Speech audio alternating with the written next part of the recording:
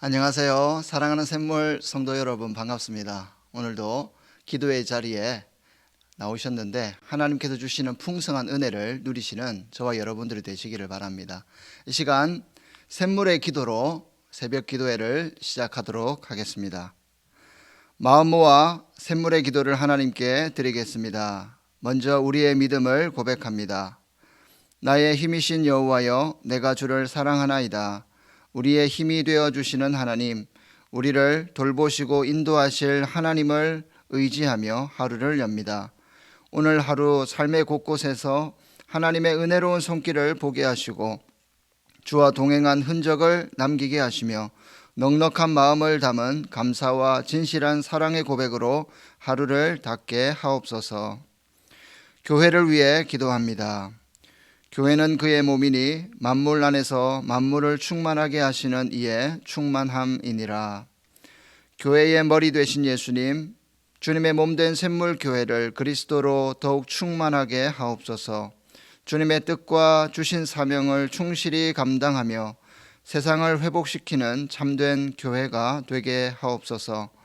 목장이 든든한 영적 가족이 되게 하시고 목자의 필요를 채워 주옵소서. 드리는 예배마다 충만히 임재해 주시고 기도의 풍성히 응답해 주시며 세우신 직분자들에게 지혜와 능력을 더해 주옵소서. 다음 세대를 위해 기도합니다.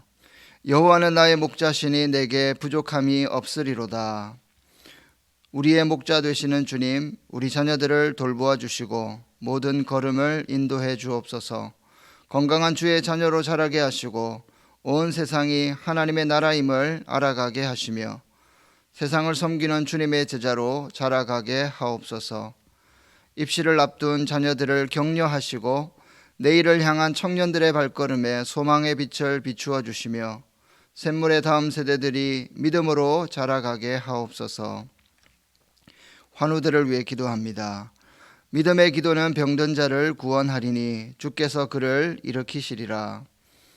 우리의 연약함을 도우시는 성령 하나님, 육신의 고통 중에 있는 성도들을 도와주시옵소서.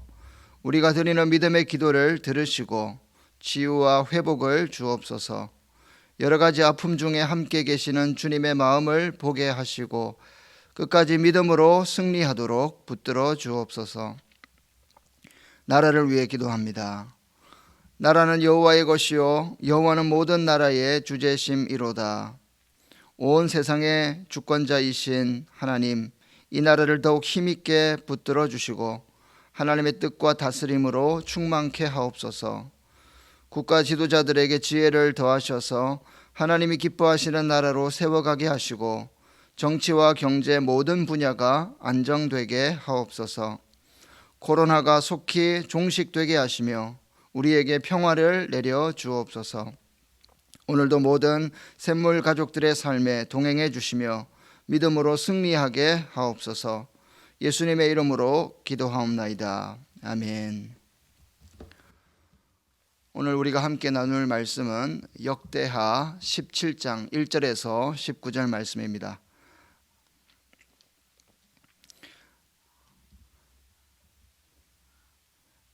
제가 읽겠습니다. 아사의 아들 여호사밧이 대신하여 왕이 되어 스스로 강하게 하여 이스라엘을 방어하되 유다 모든 견고한 성읍에 군대를 주둔시키고 또 유다 땅과 그의 아버지 아사가 정복한 에브라임 성읍들의 영문을 두었더라.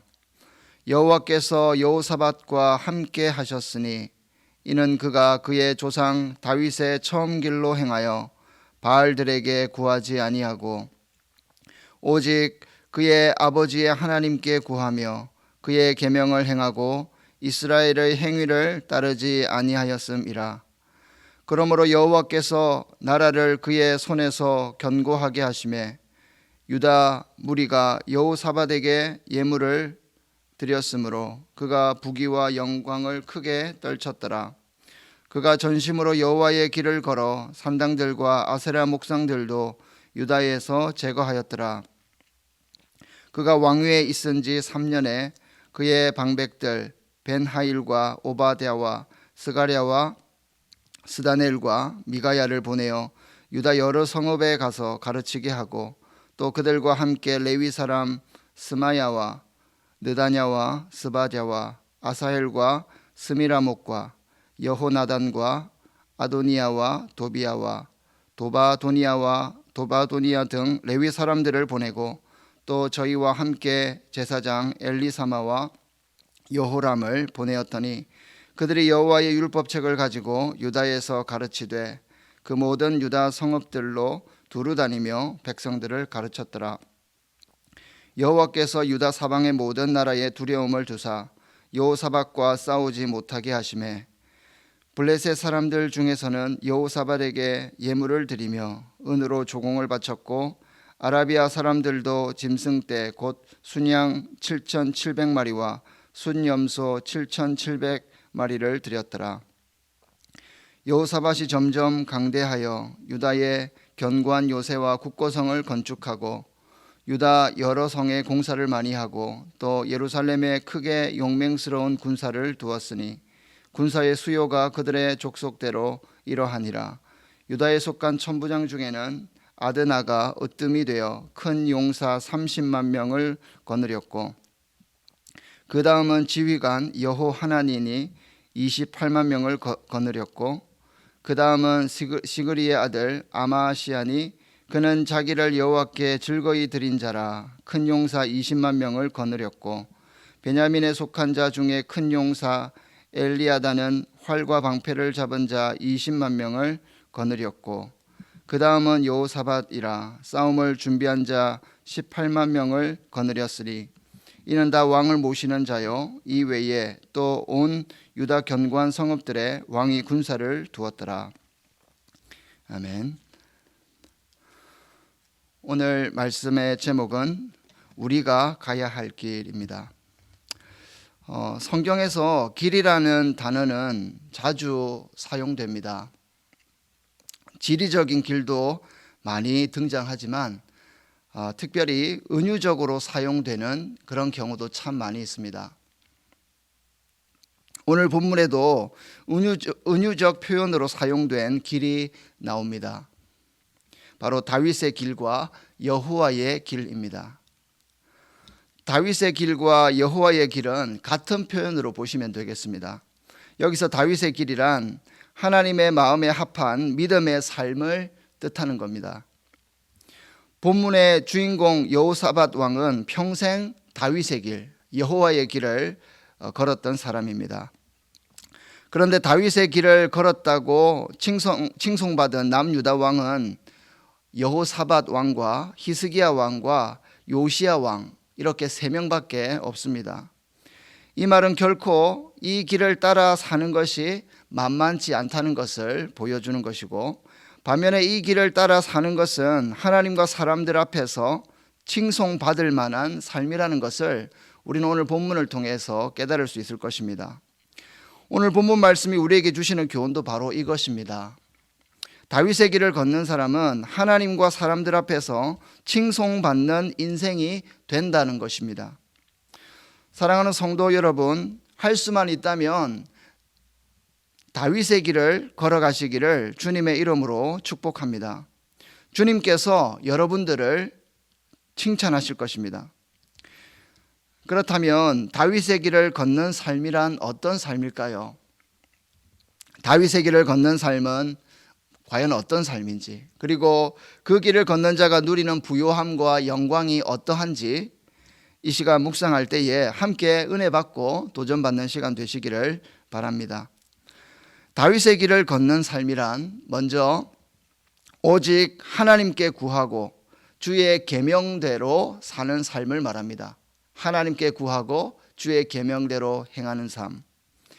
3절과 4절을 보겠습니다.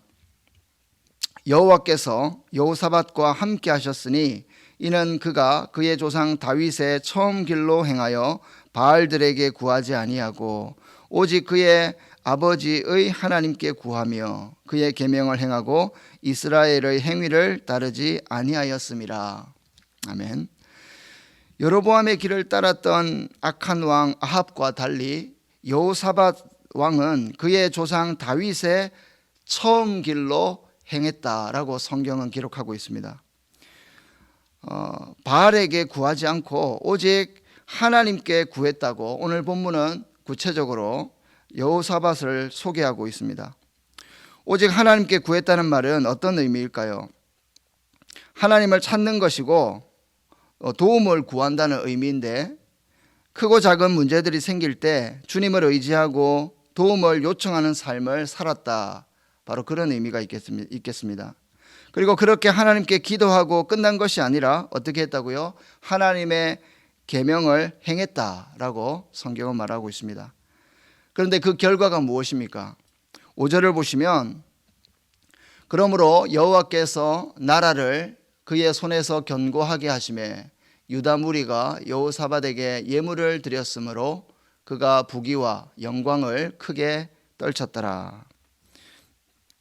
여호사밧은 다른 것에 눈을 돌리지 않고 또 다른 것에 마음을 빼앗기지 않고 오직 하나님을 찾았습니다.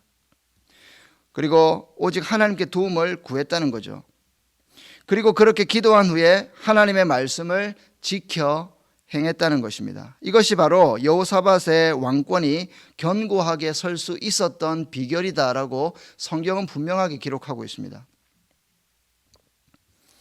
여호수아 1장 7절에서 하나님은 여호수아에게 이렇게 말씀하셨습니다. 오직 강하고 극히 담대하여 나의 종 모세가 내게 명령한 그 율법을 다 지켜 행하고 우로나 좌로나 치우치지 말라. 그리하면 어디로 가든지 형통하리니. 나의 길을 따라 살면 너의 길이 형통하게 된다라고 성경은 말씀하는 거죠. 바로 오늘의 말씀과 같은 원리입니다. 다윗의 길을 따라 살면 하나님께서 너를 형통하게 하신다는 것이죠. 그런데 어떻게 보면 너무나 쉽고 간단한 원리이지만 다윗의 길을 걸었던 왕이 고작 3명이라는 사실을 우리가 볼 때에 이 길은 참 쉽지 않다, 현실에서 실천하기가 쉽지 않다는 것을 우리가 짐작할 수 있죠. 정말로 그런 것이 정치가나 사업가들이 국가의 법을 지키며 사는 것도 참 쉽지 않은데, 하나님의 말씀을 따라 사는 것은 더더욱 어려울 수도 있겠다는 거죠. 정의를 실현해 보겠다면서 정치에 입문한 사람들이 처음의 모습과 나중의 모습이 다름을 우리가 종종 보듯이 말입니다. 목회자도 초심을 잃지 않고 끝까지 사역을 잘 마무리하려면 명예욕과 물욕과 정욕을 이겨야 합니다. 그런데 끝이 아름답지 못한 경우를 우리는 종종 보게 되는데 남일 같지 않습니다. 여러분, 그렇다고 다윗의 길이 쉽지 않다고 해서 포기하시겠습니까? 그럴 수는 없습니다. 비록 연약한 저와 여러분들이 걸어가기엔 버겁고 어려운 길이지만 우리는 이 길을 걸어가야 합니다. 왜냐하면 다윗의 길, 여호와의 길을 걸어갈 때에 하나님의 부요하심과 하나님의 영광을 경험할 수 있기 때문입니다. 두 번째로 묵상할 다윗의 길은 악을 제거하고 말씀으로 채우는 삶입니다. 악을 제거하고 말씀으로 채우는 삶. 성경은 여호사밧이 전심으로 여호와의 길을 걸었다는 것을 다시 강조하면서 이번에는 그가 악을 제거하고 그리고 하나님의 말씀 교육을 하고 있는 것을 우리가 보게 됩니다. 먼저 6절을 보시면, 그가 전심으로 여호와의 길을 걸어 산당들과 아세라 목상들도 유다에서 제거하였더라. 여호와의 길을 따라 사는 삶에는 죄를 제거하는 작업이 꼭 필요함을 본문을 통해 알 수 있습니다. 그런데 당시 백성들이 죄의 유혹에 쉽게 빠지게 된 그런 매개체들 중에 한 가지가 있는데 그것이 바로 산당이었습니다. 산당이란 히브리어로 바마인데 높은 곳이다 라는 뜻입니다. 산당은 산 위에 세워진 신전으로 특히 푸른 나무 아래에 세워졌는데 그 이유는 푸른 나무는 일종의 고목으로서 매우 신성하게 여겨졌기 때문입니다. 그래서 가나안 족속들은 산당에서 바알이나 아세라 우상을 숭배하였는데 사제들과 더불어 음란한 예배 의식이 진행되는 등 산당 예배는 매우 타락했음을 보게 됩니다. 그런데 가나안 정복 당시 이스라엘은 원주민을 완전히 몰아내지 못했고 그 영향으로 이스라엘 백성도 산당을 짓고 거기서 하나님께 예배를 드린 것입니다.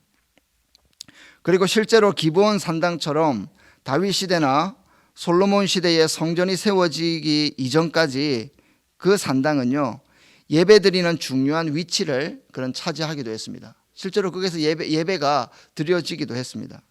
문제는 솔로몬 때에 성전이 지어진 이후에도 과거의 전통을 따라서 이스라엘 백성들이 그 산당에서 예배를 지속하면서 드렸다는 것이죠.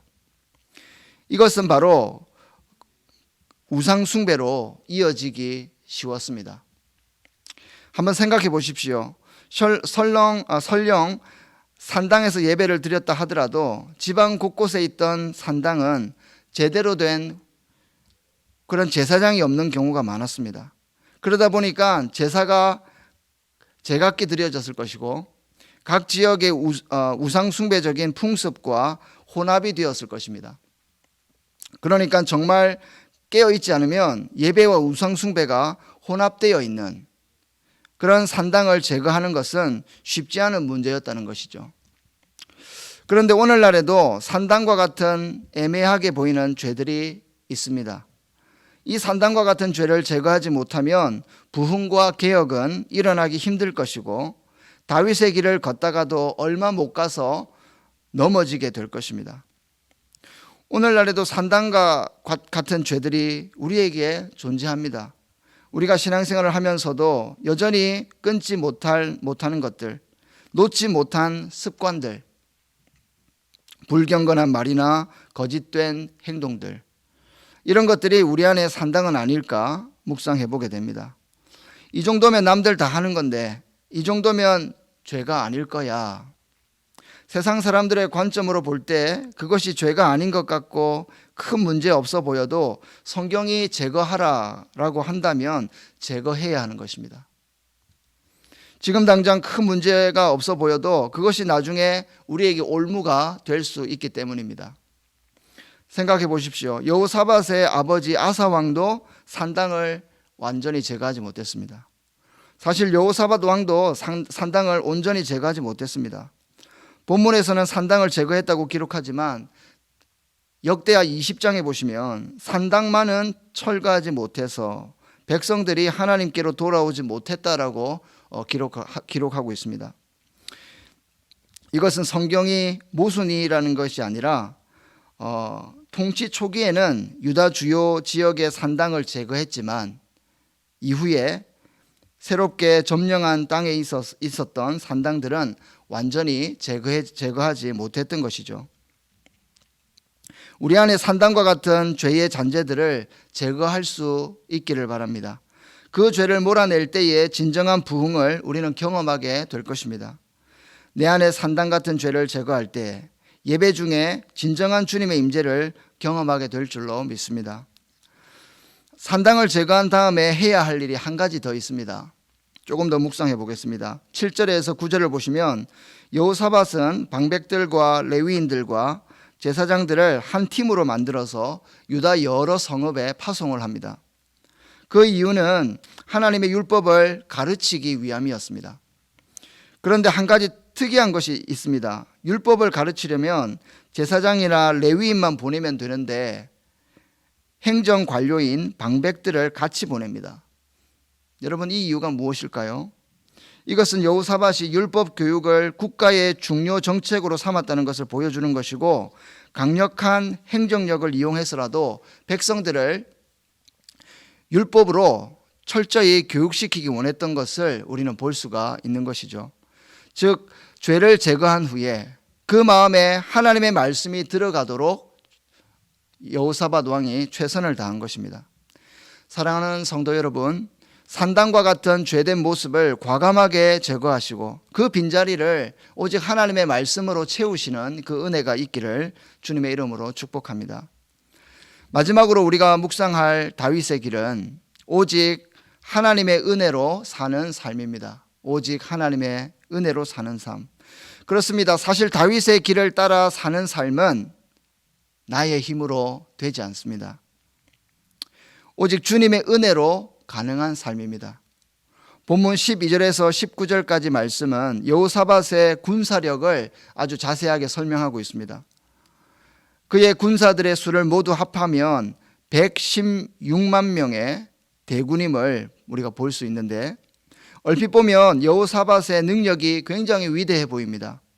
그리고 본문에서 마치 여호사밧이 스스로 강하게 해서 그리고 전략을 잘 짜서 그리고 자신의 열심으로 다윗의 길을 행한 것처럼 보입니다.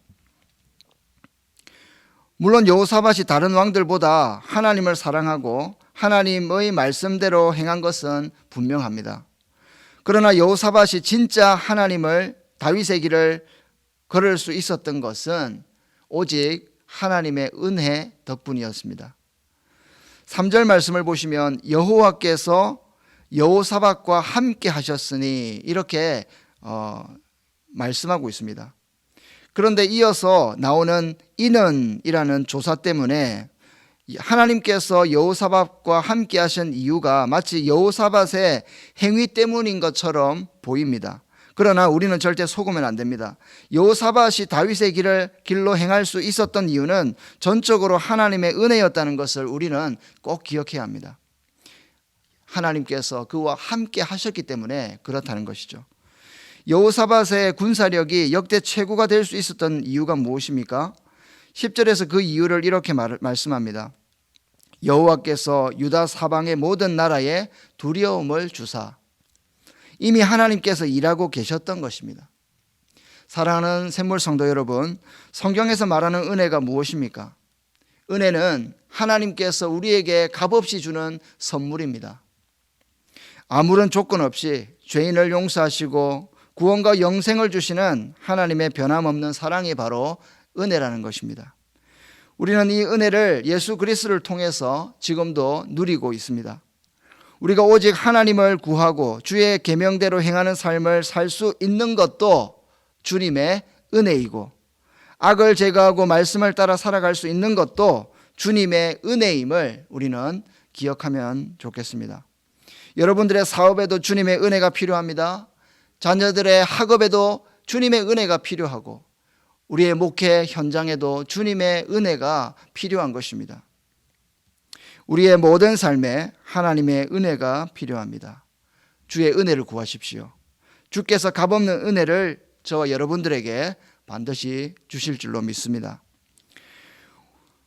이제 말씀을 정리하겠습니다. 오늘 말씀을 통해서 주께서 우리에게 주시는 교훈은 다윗의 길을 걷는 사람은 하나님과 사람들 앞에서 칭송받는 인생이 된다는 것입니다. 다윗의 길이란 어떤 삶이었습니까? 먼저 오직 하나님께 구하고 주의 계명대로 행하는 삶입니다. 두 번째로 악을 제거하고 말씀으로 채우는 삶입니다. 그런데 결국 다윗의 길을 따라 사는 삶이란 오직 하나님의 은혜 없이는 살 수 없는 삶임을 우리는 깨달았습니다. 사랑하는 성도 여러분, 다윗의 길, 여호와의 길을 따라 사는 것이 결코 쉽지 않지만 우리는 이 길을 가야 합니다. 이 길을 따라 살아갈 때에 우리는 생명을 얻게 되고 부요함과 영광을 누리게 될 줄로 믿습니다.